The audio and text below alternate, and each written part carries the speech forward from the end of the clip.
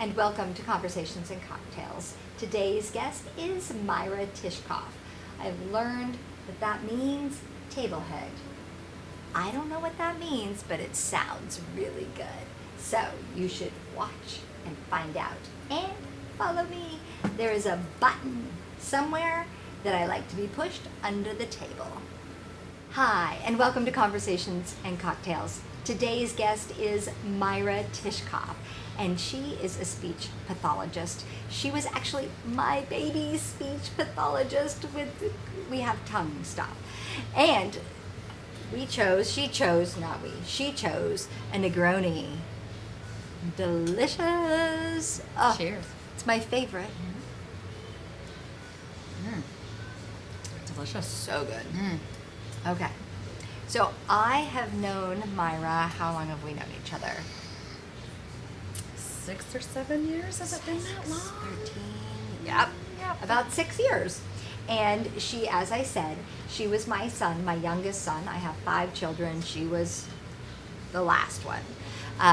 Speech pathologist, because we have a tongue thrust, which he doesn't have anymore. Thank you. And I referred several people because, I grew up with, I also have the tongue.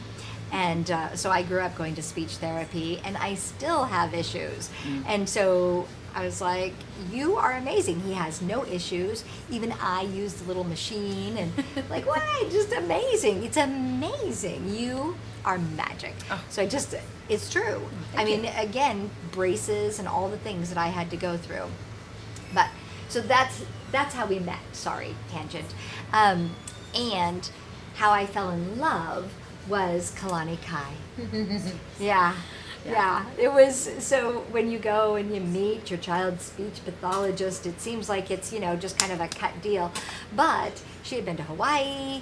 She'd stayed on Kalani Kai, which is this beautiful, amazing resort that I had volunteered on for 2 months, it's supposed to be 3 years back. And just the fact, it's magic. I can't even, if you can see how bonded we are, if you could feel how bonded we are, you would know the magic of Kalani Kai. Kalani, right? it's a special place. It's a special place. It creates heart connections, for Oh sure. my God, yeah. And we didn't even go there at the same time. We don't even, it was just speech pathology, and we're going to find out more about that. But it was really this, if you've been there, you know it's magic. What is crazy is, so I was on Kalani Kai, taking a break a little bit from life, and I was volunteering. And I spent a day in meditation. Okay, when you go out the exit, the long exit, and then you walk down the trail to the water, and there's a point. So I spent all day in meditation. And within that meditation, I just kind of got this, like, all the things that are being downloaded. I meditate now for like 12 days at a time, but I hadn't done it yet. So it was like my first time one day. And there was a point where I got up and I looked down and I saw these turtles. Of course, you see the family of turtles. And I had 4 children already. And so there was like this whole row of turtles and a mama turtle. And I was like, I'm gonna have another baby. And I started crying, and years later I had another baby, but I focused on that the whole time. So it was really magical for me.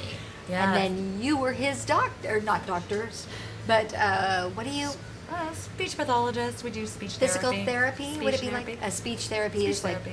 Anything to do with speech, language, communication, cognition. Yeah. And helping. Well, I work with children, so helping children to perform better in the world, or just to be better communicators, to have their voice in the world. Yeah, you're amazing at it. He did art in your, so here, I want to back up, because what you do is, who you are is magical, obviously, because, here we are, that's magic. And what you do is magical, because my son, unlike me, is able to walk through life not worrying about having to have braces every couple years, and if you're articulating your words correctly, and are you biting your tongue, and the things that happen with a tongue thrust, which is genetically what my son has, right? It's so you're not like 5 years old, 10 years old saying, I am going to help children become better adults and put their voice in the world by being a speech pathologist. Like, where did you get that? Yeah, so I feel really passionate about children having a voice in the world. I feel like they are at a disadvantage because they're little and there's a lot of forces that control them. Yep. And by not having a voice and not being able to communicate clearly, they are just at an even more of a disadvantage. I think parenting is really challenging, and then to have a child that has some sort of a need that isn't able to make their needs known or even get their wants communicated is really, really challenging. And I see that, I feel that, I get that position. Yeah, I mean, you do. You were, so Gabe is very active, and one of the things you had him do was jumping on a trampoline. So it's, I mean, every child you have, I'm sure, has got a different way that you help him articulate his or her needs, their needs. Yep. So, I mean, you get, I just want to go back. Like, so having children have a voice in the world, how did you get to a place that you knew that this particular field would be the right place for you? Because you could have gone into social work. I mean, you could have been a psychologist, Sure. but you're really good at what you do. Oh, thank you. Yeah. Thank you. You know, I think it just stems from some family dysfunction where I didn't feel like I had much of a voice or a choice, or things just kind of happened, and I wasn't really sure all the time what was going on. And you know, I can't control what happens in kids' families, but I know that they can come in and they can have an adult that listens to them to whatever the level that they're at. You know, little kids have different needs than the older kids, and just to be that person that will listen. And you know, they work really, really hard for me, but at the end of the day, they know that I respect them and love them, and I think they sense that. Yeah, no, yes. I mean, I like the art that you did with my son, and I mean, there's so many. Or there was a Cheerios, because that was what you gave him the desire to do his homework. That's half the battle, because he was a little bit older. Yeah. Little kids, you can kind of entice them in lots of different ways, but the older kids have to have some buy-in.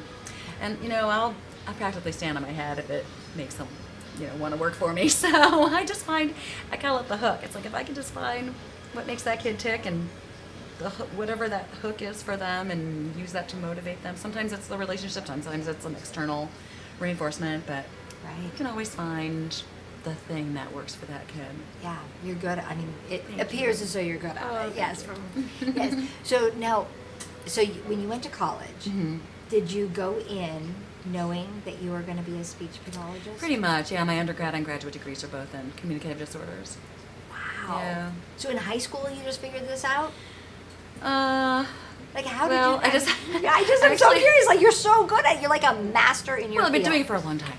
So longer than, I care to admit at this point. But, so when I originally got into I was going to be a special ed teacher, and I thought, special ed teachers don't make any money. So I was like, I'm going to go into speech therapy because that's such a lucrative field, right? Anyway, that's what I went into, and it kind of stuck. So that's what I did. It's good. It's good. I feel really good about it. It's finding out, what, it takes me sometimes a couple of weeks to kind of really see where the kids' specific needs are, and then bringing that into kind of like a whole language sort of environment. For your guy, there was a lot of motoric issues going on in his face and his jaw and his tongue and all those kind of things, and for other kids it's other things. So it's just kind of finding what their puzzle is. You're flipping Mary Poppins for mouths. Communication, it's not just the misnomers that speech therapists are all just work on speech, and I'll be like, no, it's really anything to do with receptive language, expressive language, cognition, just communication in general. So I have a bunch of different kinds of kids. It includes kids on the spectrum, or kids with sensory needs, and all different kinds. So obviously, okay, I have to, so can you see how I fell in love with my son's speech pathologist? Speech therapist. I mean, this is who you want working with your child. And because I've gotten to know you personally we stopped really, it didn't happen overnight like that. Really, it didn't. But I mean, you worked with my kiddo, and then it was actually years later, because of Kalani Kai, that we reconnected. And I actually, because we were, even though heartfelt, I felt like I thought you were an amazing woman, and I could see the things and the gifts that you were bringing to my kiddo. There was something, and so then it was years later. I had a Kalani Kai question, and I found your email again in all of my stuff, and I was able to connect with you. And so because we connected years later, not as your client, right. we've gotten to have a different relationship, right. and I have gotten to know you as a strong, vibrant, forward-moving, independent, autonomous woman that I'm really, I mean, like, I knew I liked you before, but you do what you want in the world and have the confidence to do it in a way that I don't have. And so I admire you and like being in your presence because I feel like it rubs off a little bit on me. Oh, that's such makes an me honor. feel good. Well, you're not so hard to love either. So. There are things like you. I just want to acknowledge that when you have an idea, whether it be I want to learn to skateboard, I want to learn to do circus, I want to ride a motorcycle, you do it. I want to have a place on Kalani Kai, which I just thought was rentable. You bought a space that you rent out. Like I am the renter, you're the owner. It was like you do those things though. You get an idea and you don't just think about it for a while. You actually follow through with the crazy ideas. Riding a motorcycle? What? Tell me about that. Skateboarding, circus acts, what? Pick 'em. Yeah. So I'm super physical. I really enjoy being in shape. It's important to me to keep physically strong and to feel like I'm a strong person. And I think it goes along with a little bit with I have a strong personality, which I think comes out in a lot of ways. And the motorcycle really wasn't anything terribly, there was no epiphany about it. I just thought, well, maybe I should get a scooter. I'm driving this car and it's a gas guzzler. I should just get a little scooter and scoot around. And then I thought, a scooter is not powerful enough for any sort of defensive driving, and they're kind of dangerous. And then I thought, well, I'll just get a motorcycle. That'll just be better. And so I just went and got my license, and a friend of mine sold me his bike, and I have it now. And you ride, you ride it. Oh yeah. Yeah. Sure. So again, it's not like, I mean, I'm just saying me, who I am, right? I'd be like fantasizing about it for a while. And then I would be romanticizing it for a while. And then I would decide all the reasons it was a bad idea. And then I wouldn't do it. Well, I think what happened is it was like the summer of adrenaline. It's the same time I started taking flying trapeze classes. That's what you did. Yeah. Yes, So I was just like, what else can I do that's gonna get this adrenaline going? I have a strong background in theater. I'm a trained classical singer, and so that I used to get some endorphin rush from being on stage and getting that kind of attention. And so it just kind of has changed. Although I'm getting back into that a little bit. It's really interesting you say about the motorcycle, because riding a motorcycle really is a meditation.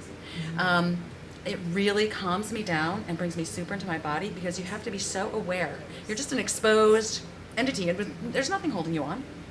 There's nothing. I just have to be so aware of what's going on around me. I'm constantly checking to see what's happening and who's around and what drivers are coming up. And to me, it really just calms me down. So you're completely present, and you can't talk on your phone. You can't, and you're in total control. Well, so, no, I mean, not there's at a all. A sense car of could come power. along in a moment and just be like, boom, you're Dude, toast. done. That's But you're in control of the machine underneath you. Yeah. I mean, you decide where that Yeah. machine goes, how fast it goes. I mean, that's up to you. Yeah. That's kind of cool. And it's pretty zippy. So if I need to get out of the way, which I've had to do a couple of times, it happens. Yeah. You have the skill to do that. Well, you learn it. Yeah. If you're gonna ride a motorcycle, you should have the skills. Yeah. So again, what I love is that the lack of emotional attachment to the desire and the outcome. Like like I said, I fantasize, romanticize, then go into fear and don't ever do it. And you just decide what you're doing and then you do it. Yeah, I think that's true. And for the motorcycle specifically, there was like a cool factor. Yeah. Like it's just kind of cool. It's sexy. Nobody expects being a speech therapist. So sexy. Not so sexy. Riding motorcycle is Super pretty sexy. Yeah, I got this cute jacket. And, yeah, super sexy. It's pretty nice. Yeah. I really like it. Yeah, I can see how that would happen. Yeah. Or, I mean, it's nice that you're saving the world and helping them to have, their voices in our Right, future. exactly. But that's kind of boring, right? Yeah. Well, it's just not sexy. It's not boring necessarily, but it's just not like super exciting when I think of people say, "Oh, I'm in marketing," or "I'm in technology," or "I'm making art," and I'm just like, "Oh, Super sexy. yeah." But put them in black leather on top of that. How big is your motor underneath you that you're in charge of? That's pretty fun. I mean, that's It is. sexy. And there's a sense of empowerment for sure. Yeah, that's awesome. Yeah, That's awesome. I love it. I really enjoy riding it. And front of the line on the ferry. That's you what cannot beat. That's front of what the we line were. on the ferry. Yes. We have been having that conversation. Like, Yeah. the money isn't any different than a car, but the fact that you get in the front of the line, like, hello, Yeah. that's pretty good. So, knowing what a badass you are, it's true. So, how have you always been able to know what you want? Like you were talking about in college, you realized like at some point, no, I don't want to be a special ed teacher. I want to be a speech pathologist. Like you kind of got that down, it seems. I want to ride a motorcycle. You didn't do like I do, romanticize it. You like got it down. With that badassery that you have, are there roadblocks? I mean, like, are there things that stop you from, or have stopped you, or tried to stop you from getting all that you want in life? Mm-hmm, absolutely. And I might suggest that it's not necessarily badassery, it's more like impulsivity. Impulsivity. But I guess I didn't you have have to been do a speech pathologist since, like, I mean, that's a long 25 time. years. That's Yeah. not I mean, you might have done it impulsively, but you stuck with Well, it. that's something else. But yeah, like riding a motorcycle or taking flying trapeze or skateboarding or whatever. I've had significant roadblocks, and so I would say that's there's definitely always pieces to me that come into play in these things, and a lot of it I would say would be fear from family of origin issues, huge dysfunction, abuse. That it's sometimes I look around and I say, wow, the fact I'm a functioning human being is actually pretty miraculous. You're beyond And it functioning. really is. You are successful. Well, and based on my family of origin, that is probably a true statement. And so, I've been able to overcome. Family of origin. I mean, that just kind of leads right into my question. Well, is like, as a female and coming from your own personal culture of origin, which is basically family of origin, right? Whatever comes with that, all the things that come being born to whomever we're born to. Yeah. How has that helped you or hurt you be like the successful, amazing woman that you are today? Well, I think culture has a lot of different meanings, but if you're speaking specifically to family culture, I would say that a lot of my drive is fueled by anxiety, and just like I don't know how not to do it. Like the only thing to do is just keep going and going, and probably fueled a lot by anxiety. And that's something I've had to deal with over the years and address and learn how to manage. Sometimes successfully, sometimes not so much. But my family of origin or my family culture, or culture of origin, was not healthy. But then when you speak to the little bit more global, I'm an upper middle class white girl, and I'm Jewish. So that with that comes, there's an education piece, and there's things that are expected of you, and did we have the resources to get the help of the things that apparently all fell on me, even though it was this whole family system that nobody really wanted to look at. So the resources were there because I'm an upper middle class white girl. Right. And so I do see that as a privilege. It's white privilege for sure. Oh, it's white woman privilege. It's not Yeah. white male privilege, but I definitely have white woman privilege. Right. I speak proper English. I come from an educated family. You traveled the world. I've traveled. I have Educated. different perspectives. It was expected that we had an education. And so that's the culture. But Right. yeah, within that was this Oh. massive dysfunction of crazy. Right. Yeah. Right. Yeah. And so I think the badge of honor of that is kind of coming through that and realizing what those deficits are and getting the help necessary to be able to manage and integrate some of those pieces. Right. Right. I want to stop for a second. Yes. Because, as a white female I wasn't upper middle class. I was definitely mid-class, Lutheran, not Jewish, but have found in my time lots of same lots of same ritual, and of course the Christianity that I was raised in, Jewish origin, that kind of thing. The neuroses that started as a white female and the expectations that came as a white female. And then for me, so you being Jewish, me being Lutheran, we had a little bit veer off. You got the education, I'm meant to be like somebody's arm candy. So a little bit different there, but still there's like this, we've got certain things. And then now I almost feel guilty. I feel guilty having the privilege of the traumas that were inflicted upon me or that I endured. They are so minute by comparison to the things that other cultures have had to deal with. And yet, at the same time, my head is so messed up. Like, the anxiety that comes up Right. is real.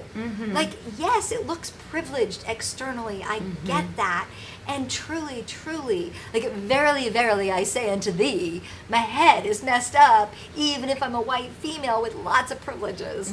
Like, that just, so I get what you're saying in that, yes, we're privileged. We're a little bit different because I did have significant dysfunction and abuse. Oh, I had So, complete trauma. yeah. All the Okay. lots of things Yeah, that yeah. we are, lots of I things. grew up in a really interesting, with all that, I grew up in an interesting household. My mom was extremely liberal.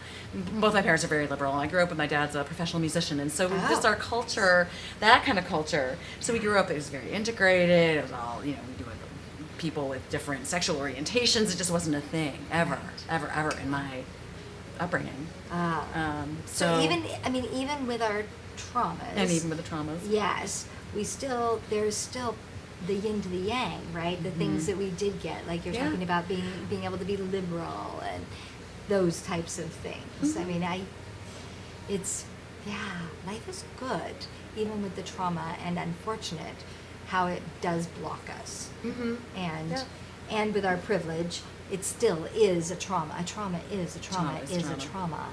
And how we respond to it, regardless of color or gender, is still, we have to deal with the trauma.